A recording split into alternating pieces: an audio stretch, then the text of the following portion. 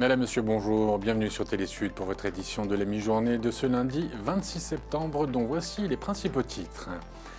Samedi, à la tribune de l'ONU, le Premier ministre malien par intérim, Abdoulaye Maïga, s'en est pris violemment à la France, mais aussi au Niger, en accusant, entre autres, le président Bazoum de ne pas être un vrai Nigérien. Il y a 20 ans, le 26 septembre 2002, sombrait au large des côtes gambiennes un ferry sénégalais, le Djoula, un naufrage qui avait coûté la vie à 1900 personnes. Aujourd'hui, les familles réclament toujours la justice et la vérité sur ce drame. Et nous terminons cette édition avec la Guinée, où le procès du massacre du 28 septembre va s'ouvrir cette semaine avec, dans le box des accusés, l'ancien dictateur Moussa Dadi Camara. Et on débute donc cette édition avec la déclaration du Premier ministre malien par intérim, le colonel Abdoulaye Maïga, qui à la tribune de l'ONU s'en est pris au président du Niger, Mohamed Bazoum, qui l'a accusé de ne pas être nigérien. Aymeric Troignon. Du secrétaire général de l'ONU à la CEDEAO et son président en exercice Oumarou Sissoko Embalo, en passant par Mohamed Bazoum du Niger qualifié d'étranger, le Premier ministre malien n'a épargné personne. Abdoulaye Idrissa Maïga, dans son discours samedi devant l'Assemblée générale des Nations unies, n'y est pas allé de main morte. Le secrétaire général des Nations unies n'est pas un chef d'État et le président en exercice de la CEDEAO n'est pas un fonctionnaire. La seconde relève de l'identité de M. Bazoum, l'étranger qui se réclame du Niger. M. Bazoum n'est pas un Nigérien, son comportement nous le reconforte totalement dans notre constat. Des propos tenus en réaction à la position du président nigérien dans la crise diplomatique entre le Mali, la CEDEAO et la communauté internationale. Face aux déclarations du Premier ministre malien par intérim, jugées insultantes, la réaction de la classe politique nigérienne ne s'est pas fait attendre. Un haut responsable de l'Assemblée nationale du pays demande la rupture des relations diplomatiques avec Bamako. La junte malienne au service de Moscou est allée trop loin. Par conséquent, nous demandons le rappel de notre ambassadeur au Mali, ainsi que la rupture des relations diplomatiques jusqu'à ce que ces soldats reviennent sur le chemin droit et présentent officiellement leurs excuses au président de la République et au peuple nigérien. À la tribune de l'ONU samedi, le Premier ministre malien ne s'en est pas pris uniquement au Niger, à la CEDEAO ou encore à l'ONU. Il a accusé la France d'avoir abandonné le Mali en plein vol dans la lutte contre le terrorisme et qualifié les autorités françaises de junte au service de l'obscurantisme. Abdoulaye Idrissa Maïga a en revanche salué, selon ses propos, les relations de coopération exemplaires et fructueuses entre son pays et la Russie. Désormais, à part la CEDEAO, l'ONU, la France et la Côte d'Ivoire, le Mali se dresse ouvertement contre le président du Niger voisin, avec qui il partage plus de 800 km de frontières. Au Sénégal, Aminata Touré, l'ex-tête de liste législative de juillet dernier, a tenu une conférence de presse hier, durant laquelle elle a annoncé son départ du groupe parlementaire de la coalition présidentielle. Raison invoquée par la députée devant les journalistes, le possible troisième mandat du chef de l'État en 2024, qui, selon elle, est impossible juridiquement et moralement. Et on reste au Sénégal où, souvenez-vous, le 26 septembre 2002, le Djoula, un ferry sénégalais, sombrait en quelques minutes au large de la Gambie, emportant avec lui la quasi-totalité de ses 2000 passagers. 20 ans plus tard, que savons-nous des causes de la catastrophe et de ses responsables, si ce n'est que les familles réclament toujours justice. Adiata Ongoiba. 20 ans après, le souvenir du naufrage de Djoula reste toujours vif dans le cœur des habitants de la ville de Ziguinchor, dans le sud du Sénégal. Khadijatou Diop a perdu sa mère et d'autres membres de sa famille. Impossible pour elle d'oublier cette catastrophe. On n'a pas oublié. On n'oublie pas. Moi, je le vis au jour le jour. De 2002 à ce jour, il n'y a pas un jour où je ne pense pas au bateau. Il n'y a pas un jour où je ne pense pas à ma maman ni à mes autres parents que j'ai perdus dans le bateau. Je vis avec. J'y pense tout le temps. Et il y en a tant d'autres aussi qui sont dans cette situation. Le ferry Djoula reliant la Casamance à Dakar avait coulé au large de la Gambie le jour du drame Le ferry transportait environ 2000 passagers, alors que la capacité du bateau était limitée à 536 voyageurs. Le naufrage avait fait près de 1900 morts et seulement 65 personnes avaient survécu. Cette Française de 69 ans a elle aussi perdu sa fille, qui était venue au Sénégal pour ses vacances. Depuis, elle se bat pour que justice soit rendue. Mon combat, c'est justement parce que je ne veux pas que ce drame, au même titre que les autres familles ici au Sénégal, les Françaises aussi, que ce soit banalisé et méprisé. Et c'est le ressenti qu'on a, toutes les familles de victimes, c'est le ressenti que l'on a sur la banalisation et le mépris, et particulièrement le gouvernement sénégalais, qui aujourd'hui n'a pas fait son devoir. Ibrahim Gassama, journaliste, a vu le Joola quitter le port pour la dernière fois le jour du naufrage. Il dénonce les négligences qui ont mené à cette tragédie. Déjà, j'étais un peu attiré par le bateau qui était fortement incliné sur le côté droit, avec beaucoup de monde que j'ai vu à bord. Et j'ai tout de suite dit à mon reporter, mais ce bateau, il est trop incliné, il y a beaucoup de monde, il y a beaucoup de bagages. Est-ce qu'il pourra tenir? Parce que c'était une journée pluvieuse avec le ciel menaçant. En 2003, la justice sénégalaise a classé le dossier sans suite en concluant à la seule responsabilité du commandant de bord disparu dans le naufrage. Comme chaque 26 septembre, la ville de Ziguinchor commémore ce drame, dont la plaie n'est toujours pas cicatrisée. En Guinée, l'ancien dictateur Moussa Dadi Camara est de retour dans son pays pour répondre devant un tribunal avec 10 autres accusés de sa responsabilité présumée dans le massacre du 28 septembre 2009 dans un stade de Conakry. Et on reste en Guinée justement où ce procès tant attendu qui a marqué l'histoire contemporaine du pays débutera le 28 septembre dans un contexte politique très tendu. Malgré cela, c'est un soulagement pour les familles des victimes qui attendent des réponses depuis maintenant 13 ans. Valentine Exantus.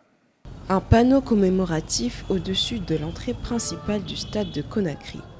Un panneau pour rappeler le massacre qui a eu lieu ici en septembre 2009. Au moment des faits, 150 personnes ont perdu la vie.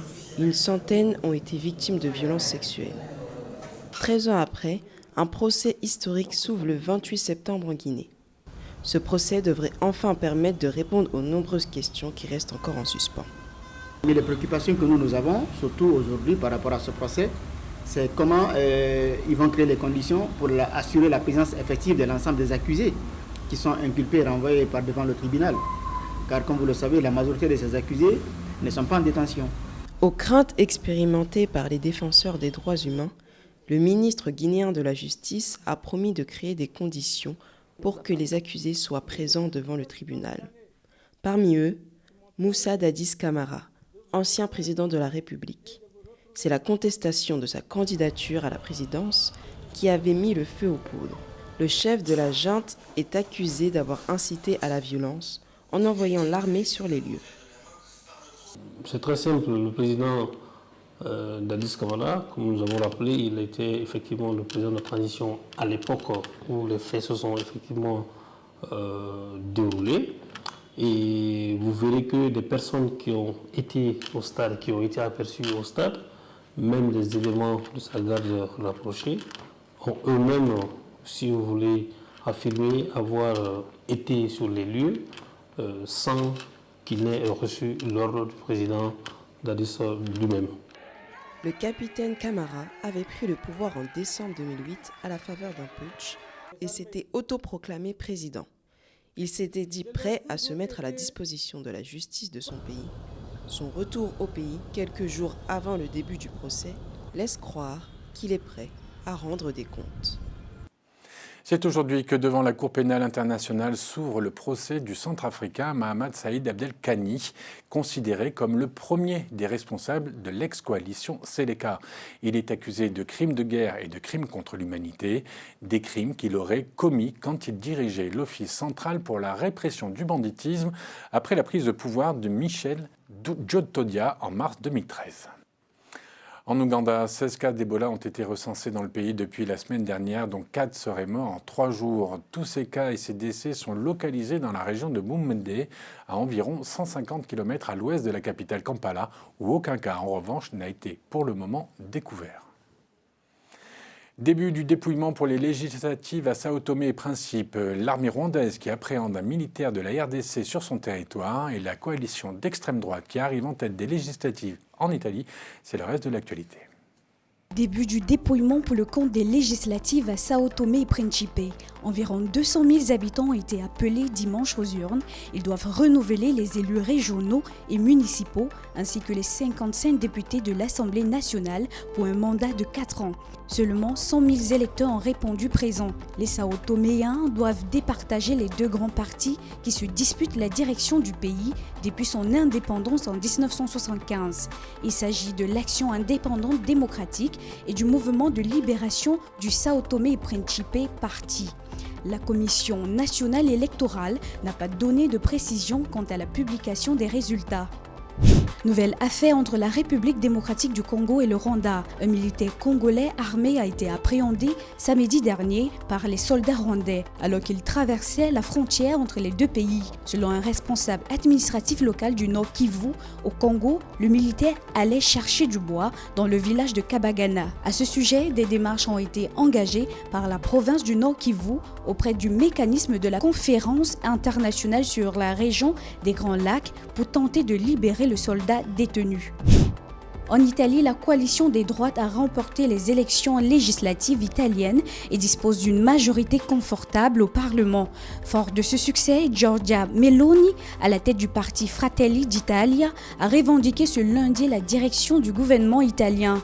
La coalition qu'elle forme avec l'autre parti eurosceptique d'extrême droite, la Ligue de Salvini et Forza Italia, le parti conservateur de Silvio Berlusconi, récolterait entre 43% des suffrages, ce qui lui assure la majorité absolue des sièges aussi bien à la Chambre des députés qu'au Sénat. Face aux inquiétudes suscitées par cette victoire, Giorgia Meloni a tenté de rassurer et promis de gouverner pour tous les Italiens.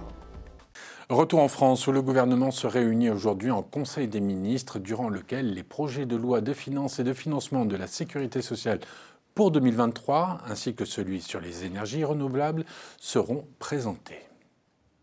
Coup de projecteur maintenant sur l'Afrique qui avance avec les femmes congolaises qui ont décidé d'apprendre des métiers d'hommes pour voir leurs perspectives d'emploi se décupler.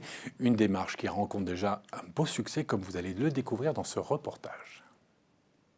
Difficile de passer inaperçu au milieu de tous ces garçons. Grace Roulendi est l'identité remarquable de la vingtaine d'étudiants de l'Institut de formation Raoul F, assigné à une science pratique de manipulation des grues dans la zone industrielle de Pointe-Noire, la capitale économique du Congo. La motivation a visiblement pris le pas sur les préjugés. Nullement ébranlée par un environnement défavorable, Grace a suivi le choix de son cœur. En fait, j'ai toujours rêvé de faire un métier des hommes.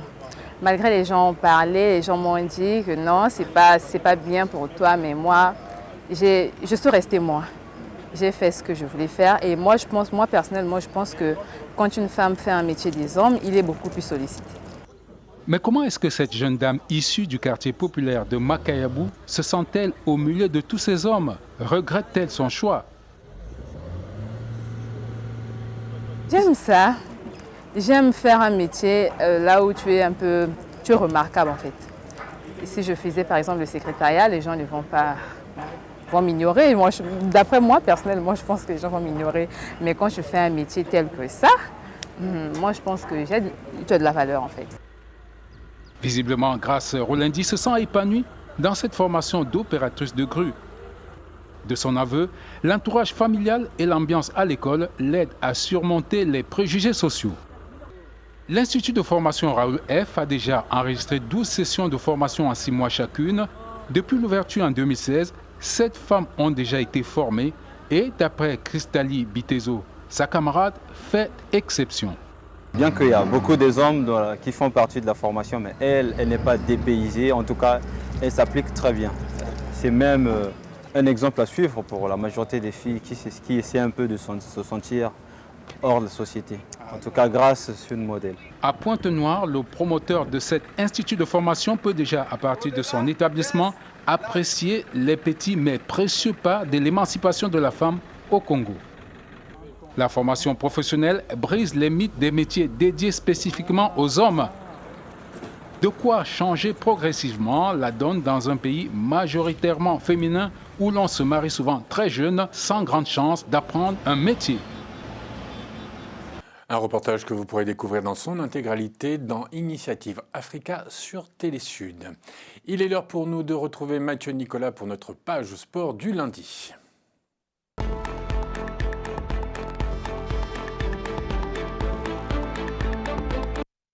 Et aujourd'hui, Mathieu, je suis sûr qu'on va commencer par le petit match de l'équipe de France hier face au Danemark. C'est bien ça ?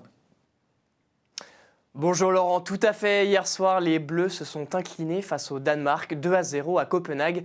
Une piètre prestation des champions du monde qui, malgré cette défaite, se maintiennent au sein de l'élite de la Ligue des Nations. Les Bleus étaient certes affaiblis par une longue liste de blessés pour le choc face aux Danois, séduisants demi-finalistes du dernier Euro.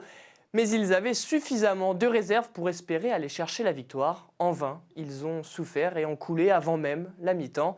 Une bien triste dernière sortie qu'ont livré les Bleus avant le grand départ pour Doha, où ils recroiseront la route des Danois le 26 novembre pour leur deuxième match du mondial. On écoute la réaction d'Eduardo Camavinga, milieu de terrain du Real Madrid. On n'a pas tout bien fait, on a manqué d'efficacité défensivement et offensivement. Après voilà, c'est le haut niveau, les erreurs on les a payées cash. Et voilà, c'est une défaite.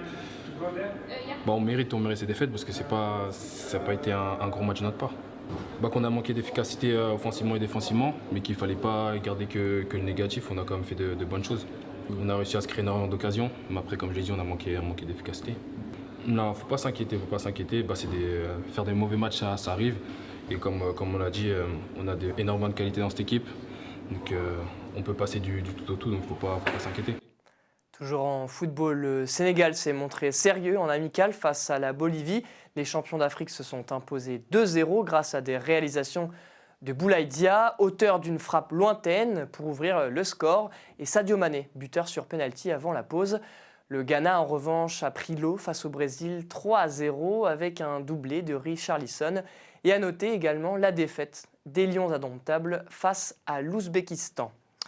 Partons au Sénégal, à Dakar plus précisément, où après 3 ans d'arrêt, la traversée à la nage de Dakar à Gorée s'est déroulée ce dimanche. Plus de 600 athlètes de tout âge ont participé à cette traversée. 2 courses ont eu lieu, une première pour les nageurs professionnels, dont le départ se situait sur la plage de Gorée, sur une distance de 5200 mètres, et une course B classique, dont le départ se situait sur la plage de la Voile d'Or, sur une distance de 4500 mètres. L'une des gagnantes s'appelle Mariama Dramé. Je vous propose de l'écouter. Elle était heureuse de retrouver la compétition.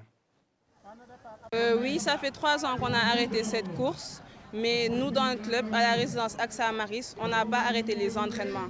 On a continué avec l'encadrement de coach Batch et de coach Acha. On s'est entraîné et on a persévéré afin d'arriver là où on est en ce moment. Et les autres années passées, on avait un circuit différent où on devait faire de la plage de Voile d'Or à Gorée. Mais avec cette nouvelle innovation, je trouve que c'est une très belle chose faite par la fédération. Cette fois, ça y est, Roger Federer n'est plus un joueur de tennis professionnel. Le Suisse aux 20 Grands Chelems a tiré sa révérence vendredi dans un match de double iconique où il aura fait la paire avec son pote et meilleur adversaire Rafael Nadal. Les adieux de Roger ont évidemment fait de l'ombre à l'intérêt sportif de l'événement et surtout fait couler beaucoup de larmes. Bravo Roger. C'est tout pour le sport. À vous Laurent. Merci Mathieu. On termine cette édition avec le Fortune Pink, un diamant rose géant extrêmement rare qui sera mis en vente aux enchères à Genève le 8 novembre prochain. De plus de 18 carats, ce diamant exceptionnel a été estimé entre 25 et 35 millions de dollars par la maison de vente Christie's. Bonne idée cadeau pour les fêtes qui approchent.